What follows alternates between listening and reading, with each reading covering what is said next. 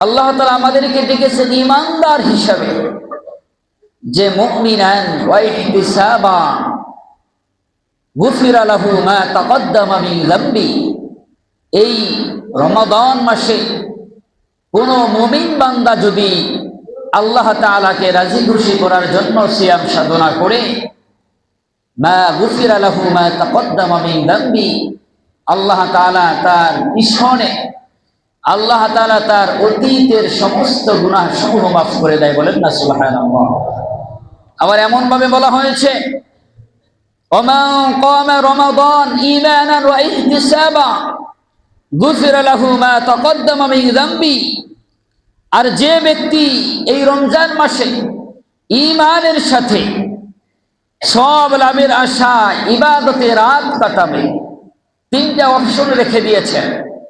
প্রথম অপশন হলো, যে ব্যক্তি ঈমান অবস্থায় আমি রবের সান্নিধ্যে সিয়াম সাধনা করবে, আমি ওই বান্দাকে তার অতীতের সমস্ত গুনাহগুলো মাফ করে দিব।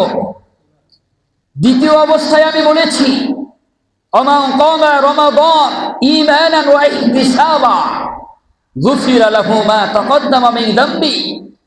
দ্বিতীয়ভাবে এমন ভাবে বলা হয়েছে, তারা ঈমান অটল রেখে, ঈমানকে বিশ্বাস করে সারাদিন সিয়াম সাধনা করার পরে আবার যদি রাত্র ইবাদতে বন্দেগীতে যদি কেটে দেয়, আমি তাদেরও অতীতের সমস্ত গুনাহগুলো মাফ করে দিব। বলেন না সুবহানাল্লাহ।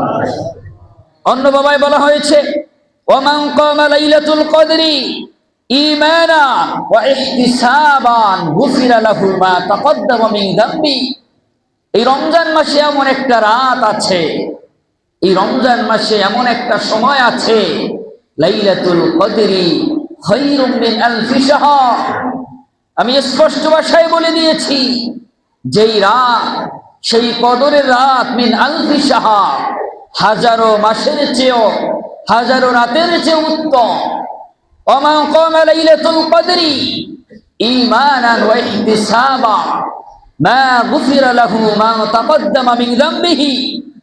যারা এই লাইলাতুল কদরকে অন্বেষণ করে, লাইলাতুল কদরকে খুঁজে খুঁজে বের করে, যারা এই লাইলাতুল কদরকে ইবাদত বন্দেগী ধারা সুন্দরভাবে সুস্বাগতম করে রাখবে, তাদেরকেও আমি অতীতের সকল গুনাহ তাদের আমলনামা থেকে মুছে দিব। বলেন না সুবহানাল্লাহ।